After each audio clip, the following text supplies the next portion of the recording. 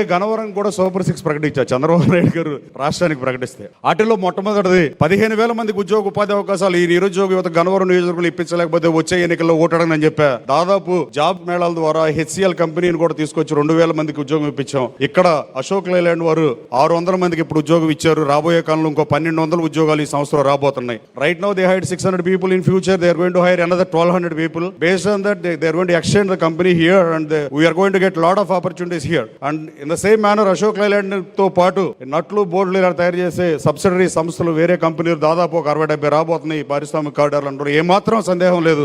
ఈ 15,000 ఉద్యోగాలని నేను చెప్తే మొన్న అసెంబ్లీలో నారా చంద్రబాబు నాయుడు గారు హానరబుల్ సీఎం గారు 2047 విజన్ డాక్యుమెంట్ లో మల్లవల్లి నుంచి 30,000 ఉద్యోగాలు కల్పిస్తానని చెప్పారు. దాదాపు నేను ఇచ్చిన 15,000లో 6,000 నుంచి 7,000 ఉద్యోగాలు వచ్చాయి. హెచ్సిఎల్ రానంటే మన బతివులాడి మన జాబ్ మేళాకు పిలిచా విజయవాడ ప్రసాదం బోర్డులో పెట్టిందానికి. అలాగే ఇది ఒకటోది నెరవేరింది. మల్లవల్లి పారిశ్రామిక కారిడార్ అశోక్ లైలాండ్ తెరిపిస్తే మళ్ళీ ఓపెన్ చేస్తామని చెప్పింది.